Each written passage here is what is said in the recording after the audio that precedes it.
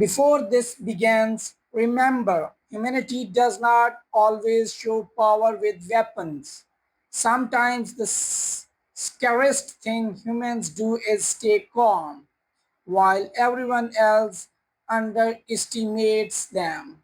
The first warning did not come from a weapon, a broadcast, or a fleet crossing the border. It came from a human ambassador tapping two fingers against a stone table while every sensor buried beneath Orith Prime briefly forgot how to read the dark.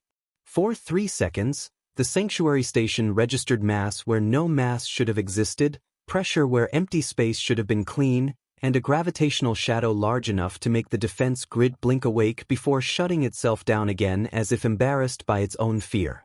No one in the Crystal Hall noticed except analyst Trin Vale. That was what frightened him most. The ceremony continued with perfect elegance. 17 coalition banners shimmered above the delegates. The ancient moon below turned slowly beneath the glass dome, dead and storm-veined, reflecting silver light across faces trained to hide suspicion behind diplomacy. Ambassador Ilara Thorne stood at the center of the chamber, calm, composed, almost gentle, accepting humanity's provisional seat with the grace of a species that had waited patiently for permission to belong. Her voice never trembled. Her hands never tightened. Her smile carried gratitude without desperation. But when the hidden defense grid stirred beneath the floor, every human in the room had reacted. Not visibly. Not enough for accusation. Just enough for turn. A shoulder settling half a breath too early. A naval attaché pausing before lifting his glass. A cultural liaison named Jonah Mercer glancing, not toward the ceiling where the alarms would have sounded, but toward the western aperture where space stretched black beyond Orith Prime's shield. They did not look surprised. They looked confirmed. Trin had spent 34 years studying the difference between fear and readiness. Most species revealed themselves when threatened. Predators expanded. Prey contracted. Liars overcorrected. Soldiers searched for exits. Diplomats searched for witnesses. Humans, he realized with a slow tightening in his chest, did something far more unsettling. They became still. The coalition had invited Earth to Orith Prime believing humanity was young, promising, emotionally volatile, and strategically limited by its own moral hesitation. Their file described humans as cooperative, adaptable, unusually empathetic, and burdened by a violent past they now seemed determined to outgrow. Nothing in the official record mentioned what Trin had just seen. Nothing explained why a species supposedly seeking protection would behave as though protection had already arrived. By the time the applause began, the anomalous reading had vanished from every public channel. By midnight, Trin found it buried in a maintenance log labeled probable lensing artifact. And by 2:13 sanctuary time, when he matched the timestamp to Ambassador Thorne's two quiet fingers against the table, he understood the terrifying shape of the question. What had humanity brought to Orith Prime that even the Coalition's oldest sensors were not supposed to see? Trin did not send the report. He wrote it twice, deleted it once, restored it from the archive buffer, and then sat in the blue glow of his private workstation while the sanctuary's artificial night hummed around him with the softness of a place designed to make powerful beings feel safe. The report contained no accusation. He had been careful about that. It stated only what could be proven: a synchronized human reaction during the welcome ceremony, a 3-second deep field mass echo, a defense grid microactivation suppressed by automatic protocol, and an unexplained match between the anomaly and Ambassador Thorne's hand signal. It was the kind of document that should have moved cleanly through security channels, gathered comments from Sensor Command, reached the Defense Review Board before first light, and then either become a crisis or a footnote. Instead, Trin kept staring at the send command as if it were a trap built for him alone. The problem was not evidence. The problem was meaning. If he filed the report and he was wrong, he would stain humanity's provisional entry with suspicion at the exact moment when the Coalition most needed new allies. If he filed it and he was right, then the Coalition had just welcomed a species that could place something massive beyond its oldest sanctuary without detection. Both possibilities were dangerous. One damaged trust. The other proved trust had already been outmaneuvered. He stood, crossed the archive chamber, and opened the restricted sensor history manually. The system objected with 3 soft warning tones. Turin overrode them using his review authority and watched the last 6 cycles of Orith Prime's outer readings unfold across the curved wall. Nothing appeared at first except the expected shape of emptiness, distant debris, shield distortion, background radiation, the weak gravitational pulse of the dead moon below. He widened the spectrum, then widened it again. The wall filled with numbers so faint most analysts would have dismissed them as noise. But Turin had built his career on noise. There were gaps. They were not large. That was the genius of them. No obvious blank spaces, no crude erasures, no dramatic sensor failures that would invite investigation. Instead, there were tiny moments where the sanctuary's instruments had chosen certainty too quickly. A gravitational ripple resolved as shield bounce. A thermal shadow classified as relay drift. A communications delay folded into routine correction. Each one harmless alone. Each one explainable. Together, they formed a loose ring around Orith Prime, not close enough to threaten the station, not far enough to be irrelevant. Turin magnified the ring until the map trembled with ghost points. Something had been sitting around the sanctuary for at least 9 days. His first emotional response was anger, which surprised him by how cleanly it arrived. Not fear. Not admiration. Anger. Orith Prime was not merely a diplomatic site. It was neutral ground older than several member civilizations. Weapons were forbidden within its sanctuary radius. Fleets stayed beyond the outer treaty line. Even enemies entered beneath the promise that no war would follow them through the door. If humanity had brought hidden ships inside that perimeter, then they had violated the oldest rule the coalition still believed in. Yet even as the anger rose, a second realization chilled it. If the ghost points were human, why had they done nothing? For 9 days, they had remained silent. No targeting locks. No intercepted traffic. No pressure against the shields. No move toward the station. They had not behaved like invaders. They had behaved like watchers. More specifically, they had behaved like protectors who did not want the people being protected to know protection was needed. Turin did not like that thought, because it changed the shape of the room. He pulled the ceremony schedule again. Humanity's welcome had been planned months earlier, but the final defense review had been moved forward at the request of the Ral Dominion after 3 border colonies disappeared along the outer trade band. The official explanation was piracy. Everyone knew that was polite nonsense. The Ral did not suffer piracy. They administered it when useful, blamed it when convenient, and erased witnesses when neither option served. Their delegation had arrived at Orith Prime with polished grief and too many warships parked just beyond the legal boundary. Turin shifted his search. Ral fleet telemetry was sealed under diplomatic privilege, but privilege had edges, and edges always leaked. He found docking fuel estimates, courier launch windows, encrypted traffic density, minor course corrections reported by neutral navigation buoys. Slowly, reluctantly, the pattern assembled itself. The Ral had not come merely to object to humanity's entry. They had come positioned for escalation. Their vessels beyond the treaty line were arranged in a crescent, not a defensive formation but a containment shape. If the coalition vote had failed, humanity would have left embarrassed. If the vote had passed, as it had, the Ral were prepared to create an incident. A small one, perhaps. A shuttle malfunction. A shield breach blamed on human interference. A dead aid. A frightened station. Enough confusion to suspend humanity's acceptance and justify emergency military oversight. Turin read the analysis 3 times, hoping it would become less clear. It did not. The humans had known. Terran has found hidden ghost points, strange sensor gaps, and roll ships positioned for a trap. Humanity was not surprised. They already knew danger was coming. That was why they had been still during the ceremony. Not because they were hiding aggression. Because they were waiting to see whether the Ral would move first. At dawn, Sarah found him in the archive chamber with 6 projection layers open and his untouched morning ration cooling beside his elbow. She did not ask permission to enter. Sarah had never believed doors were arguments worth respecting when truth was on the other side. She was old enough to have negotiated ceasefires before Turin entered the academy, narrow enough to look fragile until she spoke, and severe in the way of someone who had survived politics by never mistaking politeness for safety.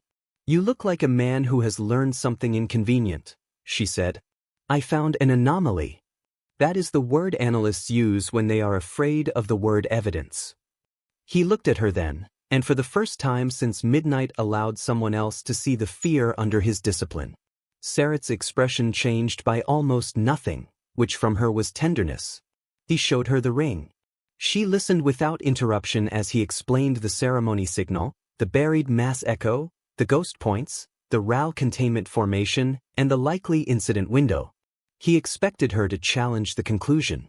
Instead, she walked closer to the projection and studied the emptiness around Orith Prime with the stillness of a person staring at a predator's tracks in fresh snow. "How many?" she asked. "I cannot confirm objects.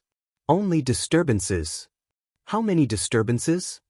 41 consistent patterns. Possibly more if the lower band distortions are deliberate masking. Sarat exhaled slowly through the side vents of her throat. Humanity claimed 13 escort vessels in its disclosed delegation perimeter.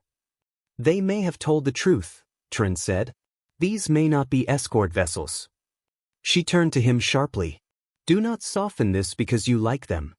"I am not softening it. I am making it worse." That stopped her. Trin expanded one of the ghost points and overlaid it with human historical doctrine, not modern fleet design but older patterns from eras before spaceflight. Ambush defense. Civilian evacuation screens.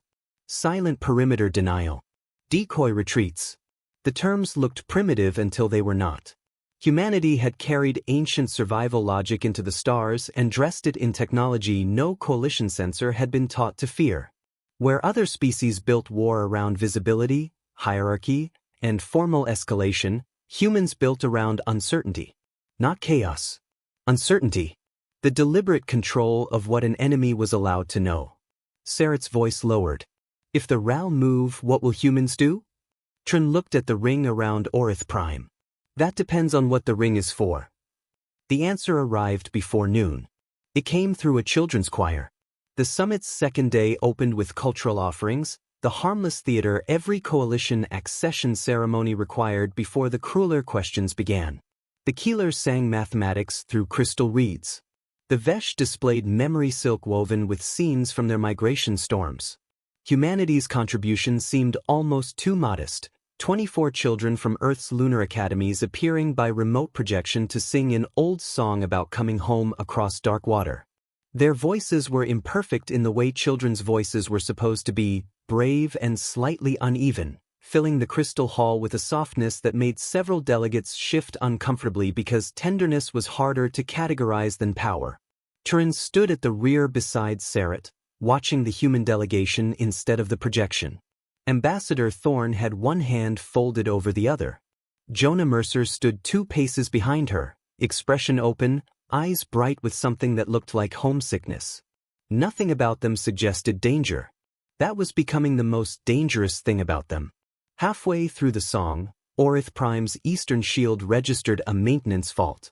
It was tiny, harmless, almost elegant. Then Trin saw Jonah Mercer stop breathing. Across the chamber, the RAL ambassador lowered his ceremonial cup without drinking. The children kept singing. On Trin's tablet, a sealed emergency channel opened by itself, not from Coalition Command, not from Sanctuary Defense, but from an unknown human relay already inside the system. It contained only 7 words, translated perfectly into his language. "Analyst Vale, please move the children offline." Trin's blood went cold because the message was not a warning to the Coalition. It was proof that humanity knew his name. Trin should have obeyed the message immediately, but obedience required trust, and trust had become the most dangerous currency on Orith Prime. For one suspended second, he stood at the rear of the crystal hall with the children's song floating above the assembly, watching a human warning glow on his tablet while the RAL ambassador sat perfectly still beneath the banners, his ceremonial cup untouched, his eyes lowered in the exact posture of innocence. Everything in the chamber remained beautiful. That was what made it feel obscene. The crystal reeds from the previous offering still chimed faintly in the air. The dead moon below turned in patient silence. 24 human children sang about crossing darkness toward a lighted shore, unaware that someone had chosen their voices as the moment to begin a war. Sarah saw his face and moved closer without looking at the tablet. What happened? Trin did not answer her first. He looked at Jonah Mercer. The human liaison was still behind Ambassador Thorne, still wearing the formal calm expected of him, but the mask had thinned. His gaze was not on Trin now. It was on the eastern shield aperture where nothing visible had changed. That was the detail that settled the argument inside Trin. Mercer was not asking for help because humanity lacked control. He was asking because the next move had to come from the coalition, or whatever happened afterward would look like human aggression. Trin opened the cultural relay controls and entered his authority code. The system rejected it. For the first time since he had joined the Sanctuary Service, Orith Prime told him he did not have permission to protect guests inside its own hull. The rejection flashed once, then buried itself beneath a false maintenance overlay. Trin felt something colder than fear move through him. This was not merely a RAL provocation waiting outside the shields. Someone had reached into the sanctuary itself. Someone had planned this carefully enough to lock out the analyst most likely to notice. The children, he said quietly. They are the incident. Sarah's face hardened. Explain. I cannot. Not yet. That was not enough for her, but the room gave him no time to earn her patience. The children's projection flickered, only once, a soft distortion across their faces. Most delegates interpreted it as a transmission artifact. Trin saw the RAL ambassador's lower hand vanish beneath the edge of his robe. Jonah Mercer saw it too. So did Ambassador Thorne, though she did not turn. Instead, she lifted her chin by the smallest degree, and every human in the delegation became still in the same terrible way they had during the welcome ceremony. Trin understood then that he was standing inside a weaponized silence. He bypassed the relay panel and moved directly into the emergency architecture, using a maintenance access route he had once reported as a vulnerability and then quietly memorized when command failed to repair it. The system fought him with delays, polite warnings, and false confirmations. He stripped each away while the song continued, while the children reached the final verse, while the RAL ambassador finally raised his cup and smiled at no one. Then the eastern shield failed. It did not collapse dramatically. It opened like an eyelid. A needle of directed energy entered Orith Prime through a gap no wider than a service corridor, too narrow to trigger the main alarms, too precise to be accidental. It crossed the outer observatory, struck the cultural relay spine, and turned the children's projection into a burst of white static. The choir vanished mid-note. The hall inhaled as one body. For half a breath there was no sound at all, only the ghost of children's voices cut off before the final word. Then the RAL ambassador stood. His grief arrived faster than information could have. The humans have attacked their own transmission, he declared, his translator pushing shock into every language at once. They have staged an atrocity inside neutral ground to force military privilege. It was too prepared, too perfect. The accusation reached the room before the fear could organize itself. Several delegations recoiled from the human side of the chamber. Sanctuary guards moved toward Ambassador Thorne. Emergency lights bloomed under the crystal floor, soft gold turning to red. Trin's tablet finally released the relay logs, but the evidence came wrapped in corruption, signatures scrambled, origin points folded through 3 false human channels. Whoever had designed the strike had not meant to kill children. The children had never been physically present. That was the elegance of the cruelty. The goal was emotional detonation, not blood. A dead child becomes a martyr. A vanished child becomes doubt. Ambassador Thorne did not defend herself. That, more than the RAL accusation, terrified the chamber into silence. She simply turned toward the empty projection field, her face pale but unbroken, and placed 2 fingers against the stone rail before her. Not the same rhythm as before. Slower. Heavier. A signal meant not for the room but for something listening beyond it. The sanctuary defense grid woke fully. Every old weapon hidden inside Orith Prime's treaty architecture unfolded from sleep, not aiming outward at the RAL fleet, but inward at the human delegation. The public gasps began then. The coalition had built its sanctuary to restrain any guest who violated neutrality, and the corrupted relay logs had just told it that humanity had done exactly that. Turin watched targeting halos form around Ambassador Thorne, Jonah Mercer, the naval officers, even the silent medical aide who had done nothing but hold a folded coat since morning.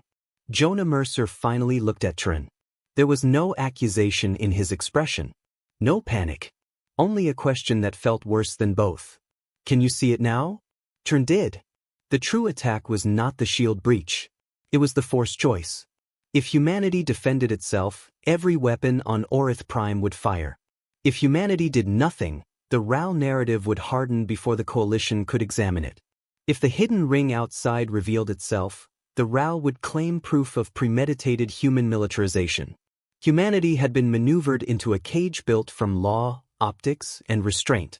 And still, the humans had not moved. That restraint changed the room more than any protest could have. Turin saw delegates who had recoiled begin to hesitate. He saw Saret's old eyes narrow, not at the humans but at the timing of the RAL ambassador's outrage. He saw Councillor Vey of the Keeler review his own feed with trembling hands. Doubt was not acquittal, but it was oxygen, and the RAL had meant to deny humanity even that. Turin made his decision. He stepped into the center aisle before Saret could stop him and transmitted his private archive overlay directly to the chamber wall. Unauthorized data exploded across the ceremonial banners: the 9-day ghost ring, the RAL containment formation beyond the treaty line, the false maintenance lockout, the Eastern Shield microgap, the corrupted relay path, and the impossible timing of the RAL accusation. The hall turned on him with the collective shock of a machine struck by lightning. This evidence is unverified, the RAL ambassador snapped. Yes, Turin said, his voice amplified by the emergency channel before he had meant it to be. That is why you tried to make us act before we could verify it. The accusation landed harder because it came from him, not from a human. He was coalition-born, sanctuary-cleared, professionally cautious to the point of irritation. He had no reason to protect Earth except the most dangerous reason of all. The evidence demanded it. The RAL ambassador's sorrow vanished. For the first time, Turin saw what lived underneath the polish. Not anger. Calculation under pressure. The look of a creature discovering that one part of its trap had learned to speak. Then Orith Prime's external sensors screamed. The RAL fleet crossed the treaty line. Not one ship. Not a panicked escort. 40 heavy vessels burned inward from the legal boundary in a crescent formation, weapons waking behind diplomatic codes, engines hot enough to paint the sanctuary sky with blue-white fire. The chamber erupted. Delegates shouted over translators. The defense grid split its targeting priorities between the human delegation and the incoming fleet, confused by conflicting definitions of threat.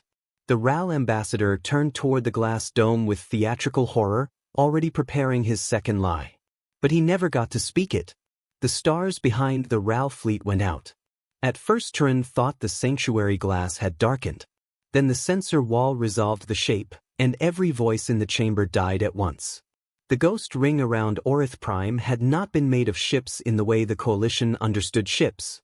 The 41 disturbances unfolded into a single distributed architecture, vast and patient, sections separating from background radiation like predators lifting their heads from tall grass.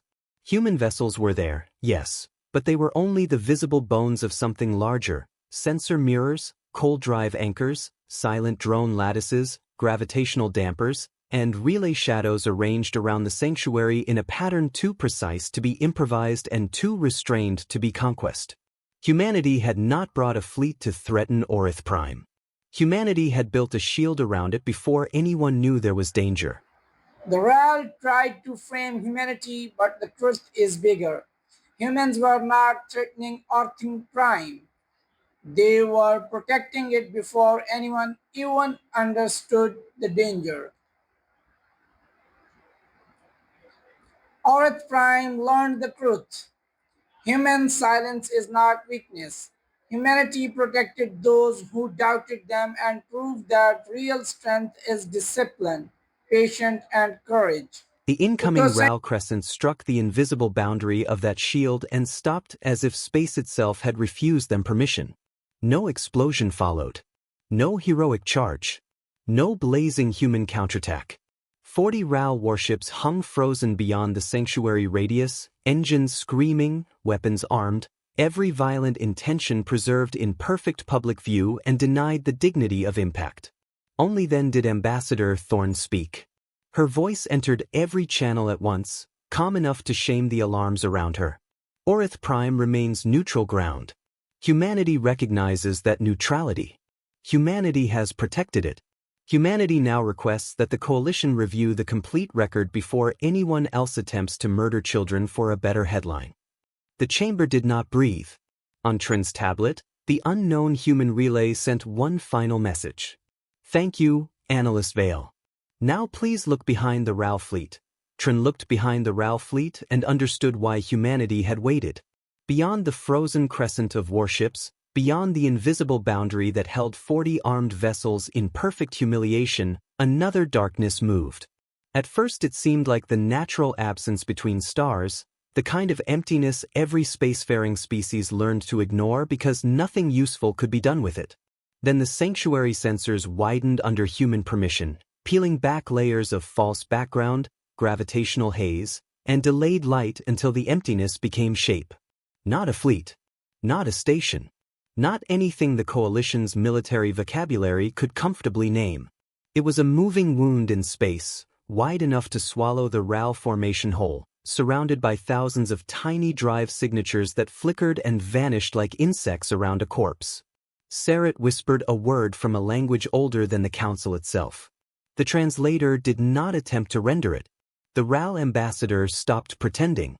His face lost its ceremonial grief, then its outrage, then the final bright fragments of confidence that had carried him into the chamber. For one instant, he looked not like a statesman or an enemy, but like a messenger who had delivered the wrong lie to the wrong room and now saw the real truth arriving behind him. Trin watched that fear spread through the RAL delegation in uneven waves. One aide reached for a private transmitter. Another simply sat down. Their warships remained locked outside the sanctuary radius, helpless, while the darkness behind them continued to grow. Ambassador Thorne did not turn to enjoy their terror. She looked at the Coalition delegates instead. The RAL colonies did not disappear because of pirates, she said. They disappeared because something has been following their expansion routes for 9 months. The chamber remained silent, but the silence had changed. It was no longer accusation. It was dependence forming in real time. Jonah Mercer stepped forward and opened his hands, projecting archived fragments into the air above the stone table. Broken distress signals. Evacuated mining habitats. RAL military reports stripped of official seals. Children's drawings recovered from a dead colony school, each one showing the same impossible black shape above a red horizon. The RAL had hidden the losses, blamed raiders, and used the fear to justify military expansion toward Coalition territory. Humanity had found the pattern after one human relief ship answered a distress call no one else had taken seriously. We tracked it quietly, Mercer said, and for the first time since Trin had met him, the charm was gone from his voice.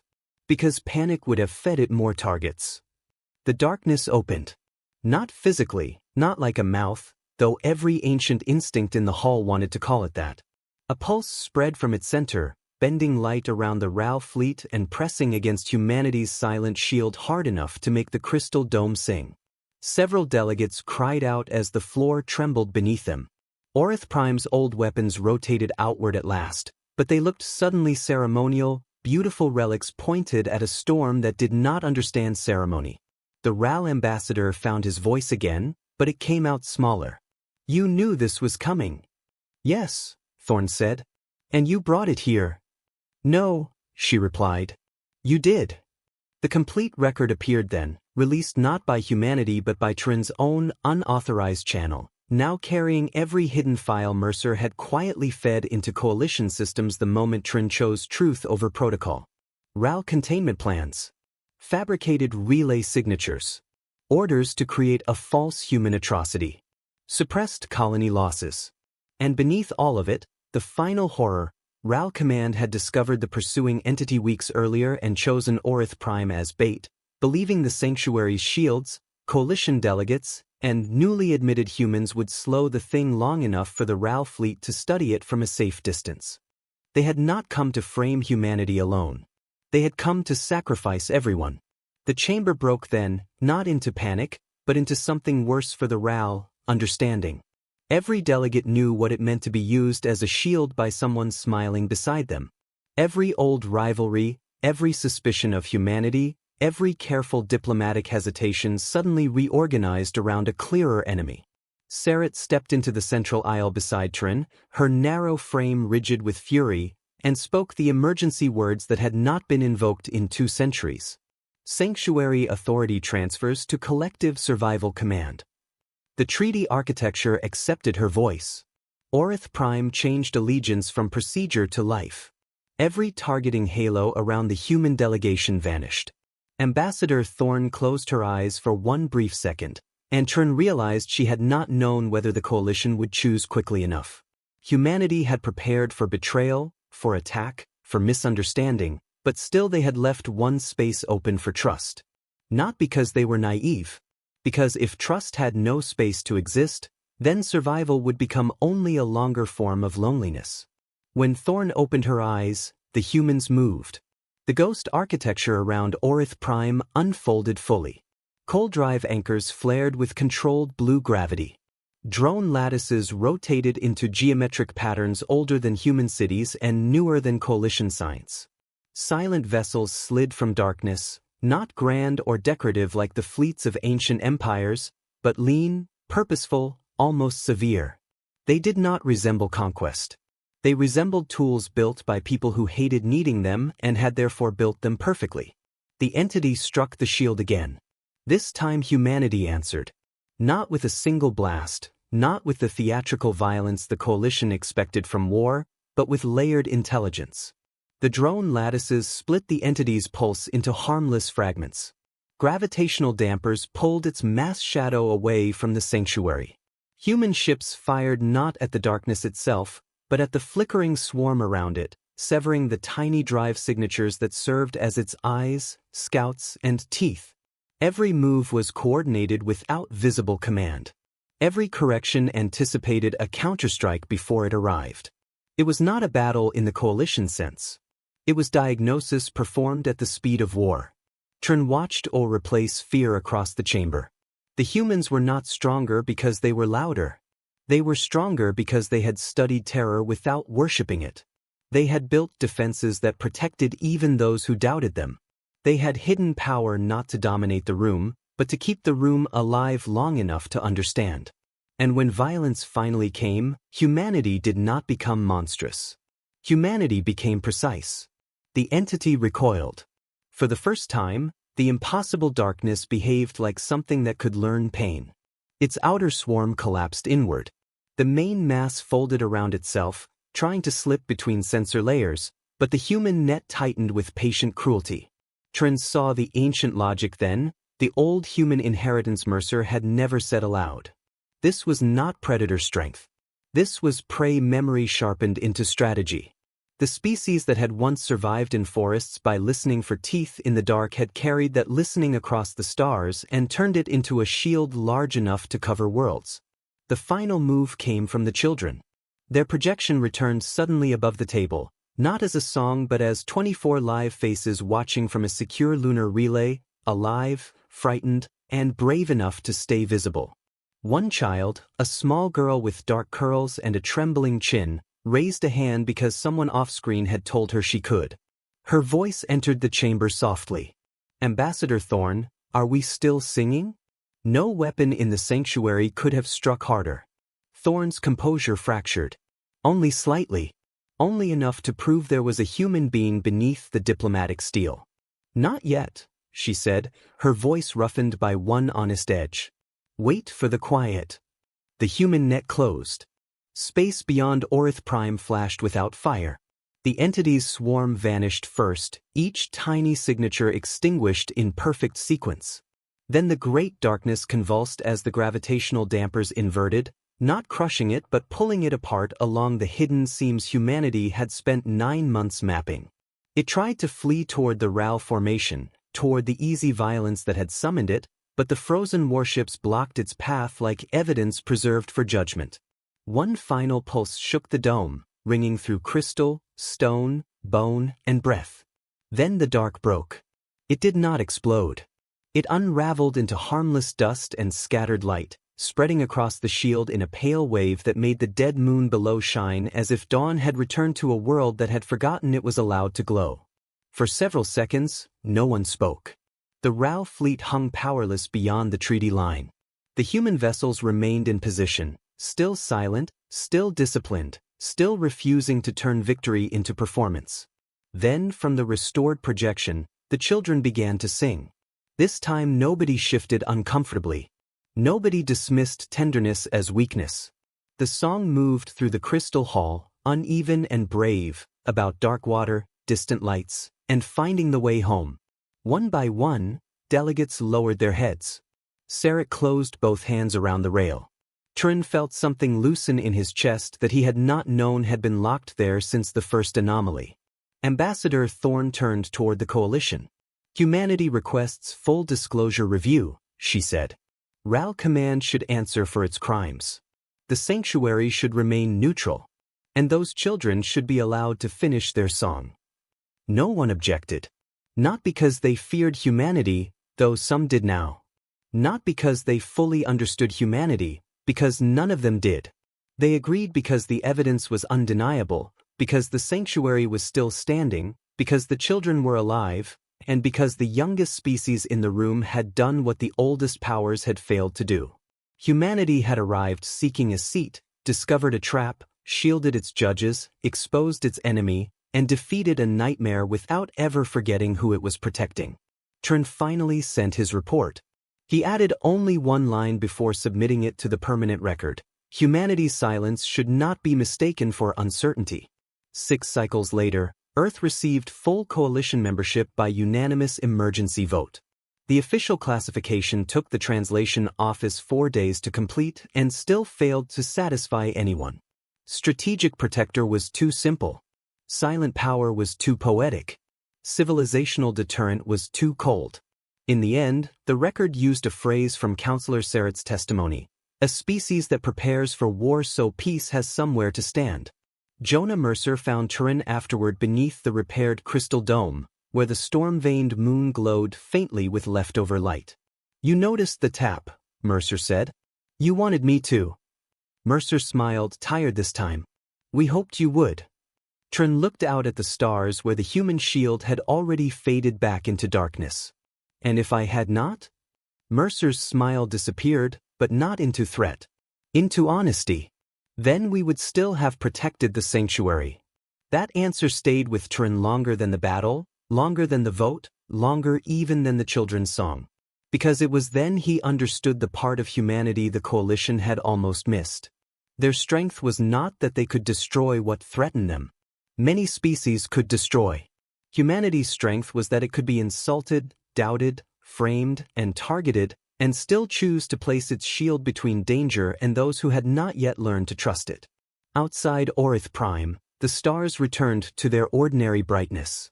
Somewhere beyond them, human vessels waited in silence, not because they desired war, but because they remembered what happened when no one was ready. The galaxy would argue about humanity for centuries. It would question their methods, fear their patience, study their impossible machines, and tell younger species the story of the day Earth entered the coalition under suspicion and left as the reason the coalition survived. But no one in that crystal hall ever again called human silence weakness. Oreth Prime learned the truth. Human silence is not weakness. Humanity protected those who doubted them and proved that real strength is discipline, patience, and courage.